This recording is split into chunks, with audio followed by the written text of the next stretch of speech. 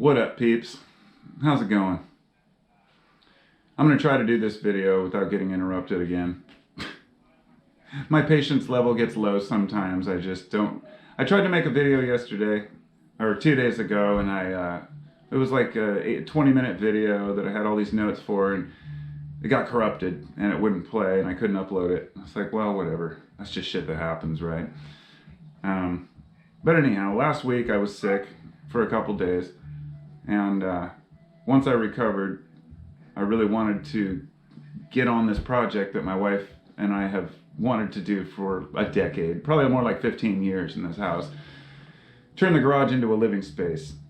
And I'm sitting here with my little fake fireplace and in my little corner here with the cabinet I finished. And honestly, as I've gone through the project, it unfolds much easier than I anticipate. In other words, in the back of our minds, when we have something we really need to accomplish, it's very difficult to wrap our heads around the entirety of it. So much to do, and it's kind of a fight or flight thing. With our fears about not accomplishing something, it's very similar to our fears about running into, danger or something. You can either fight through it, or you can run away from your problems, or you can just freeze altogether. And a lot of people freeze. Honestly, at a point, this is where, like, if you're a hoarder, for example, hoarding can become a problem where people just freeze. They don't know what to do. They can't take action on it. I'm not a hoarder, but I am a collector of stuff, and I have my stereos and things that I enjoy. But at any rate, I thought maybe I'd give you a quick rundown of the room while I'm here, if my dog will not bark and make noise. We've got this little cabinet I'm still working on. I was going to add more shelves, but now I'm thinking twice. I just might not add shelves because I like the way the lamp sits there. But we've got this wall that we just built and this door over here. My beat up old door, and then our new door that was actually a secondhand door. All the base molding, all the trim, everything came from somewhere else. Like secondhand stuff. My wife got it free off Craigslist. Down here, we've got these nice cabinets that are from Vancouver. They're actually made in this city, Vancouver. They've got beautiful maple on the inside, and they're all tongue and groove. I believe it's solid wood. Yeah, solid maple. And they have like a cherry stain on the outside, but my wife wanted to paint them gray. So we painted these gray. We're going to put seats on here like cushions. And then I'm going to have plants sitting in here in like these indoor planters. And then I'm going to hang hummingbird feeders outside there so I can look out and see my pond, and it's a beautiful little scene. And then here's the door coming in from the house, the little fireplace, and up in the attic, you can see the crawl space right there. There's actually a black light up in there right now, but what I'm going to do is cut a larger hole, then I'm going to do a stained glass, round stained glass piece in there with a light shining down that casts down onto this little area with the fireplace and everything. And then the floor was done with that simulated bamboo Pergo Cali Vinyl Plus. And then a rug my wife got for free. And she just went with my son to pick up a couch, a corduroy couch. Yeah, it's a corduroy couch. Somebody's moving out of town, and they're giving it away. So all that was just my way of kind of showing where I'm at with this place. And the video is not necessarily about that, but more about the accomplishing of projects. I did say that I was going to share the bathroom remodels that I did, both of my bathrooms. I still haven't done a walkthrough of those, and I take the time to set up my GoPro and do all these different camera angles with my different cameras, and I have a whole collection of like 100 videos from the bathroom remodels to go through and put together. And I thought, if I was a channel that just did carpentry, it would be worth editing all that together. But something I've realized is that there's no real return on making a very complicated long video like that about just something like building a project that I'm building, right? Yeah, so it's been an interesting project, let's just say that. Here, I'll turn that off. Like, I thought having the music in the background would be alright, but it's distracting as hell. And everything's distracting to me. So the point I was going to make here was when I was sick last week with whatever I had, we still don't know if it was COVID or something else, but I was just feeling like crap for like 3 or 4 days. Couldn't do anything. Couldn't move.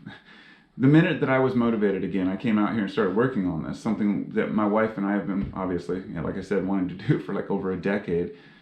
And once I got started on it, it took 3 or 4 days to get to where we're at now, with everything painted, the flooring in, most of the trim up. And yeah, it's a garage.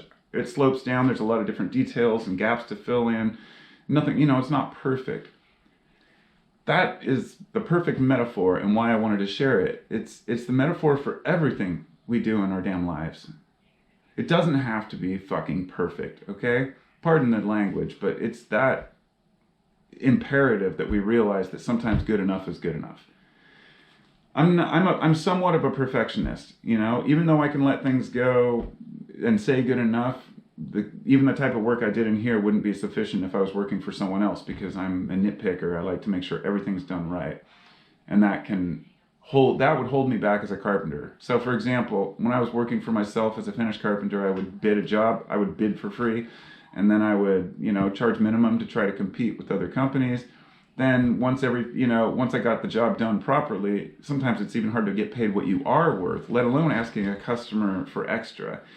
And to compensate for extra time. So some people either A, rush through things, or B, they eat their wages. And that's what I ended up doing, was just spending more time doing things that I wasn't getting paid for. And this is why also at the same time I was a valuable employee to some of my carpentry employers, because they knew I would take the time to do it right. But the thing being that there is a point where you have to say, all right, good enough. And when you're building a carpentry mural or something, and you say you're off by a 1/16 of an inch, sometimes that's completely unacceptable. Other times it's good enough. You'll caulk it in and paint it. And perfectionism holds us back. It stagnates us, but it also can cause us to freeze. So I don't know if I mentioned this on this one, but the fight, flight, or freeze, we either fight through our problems, we run away from them, or we just freeze and don't know what to do. And sometimes we freeze because there's just too many things crashing down on us at once. And to be able to turn around and say, all right, I'm just going to tackle one thing, focus on one thing at a time, and everything else will just fall into place as it falls into place.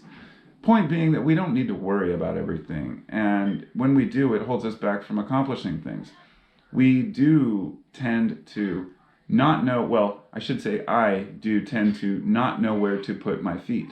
I don't know where to step next. I don't know where I might get myself in trouble. So, for example, I'd like to start a new business, but I'm not sure which business to start, how to start it, whether it's about happiness or the money, or making both of them happen, which anybody who starts a business knows that's one of the hardest things, is figuring out how to not just make an income, but also enjoy what you do and make an income without ripping anyone off, because I'm an honest businessman. I'm a guy who likes to do things fairly and truthfully. I don't lie to people, and that makes me one of the I guess maybe my own values, and my own morals can hold me back. In other words, living in a cutthroat society where everybody else does cut corners and does cheat through things. But I think what's most important is that we know that we've done the best we can on our projects with our needs and the things we need to accomplish as individuals, without letting other people's, other examples, or saying, look at what this guy accomplished. You think about how many people are held back by their own fears about not being able to be good enough or not accomplish something. Oh, look at all these other guys. Look at these rich guys. Look at these billionaires. Wow, they're doing really well. They're really motivated. They're working 15-hour days, and wow, I wish I could be like that. It's like, but do you really? I mean, it's not about how much money you have, nor is it how much fame you have. Definitely not either one of those. It's just about the little individual projects that we take on in our lives. It's not about whether I built a mansion. It's about whether I fixed my own home.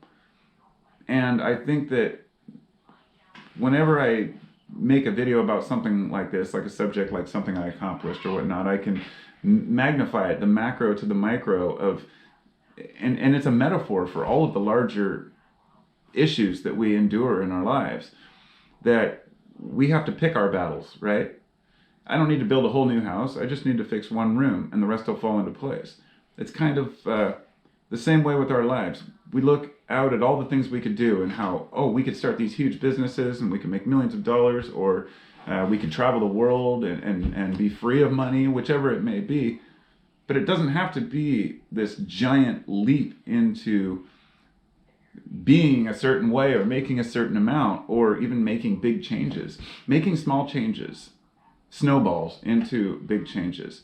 Just putting it in your mind that you want to take on something or have a challenge can be very rewarding. So that's my thought for the day.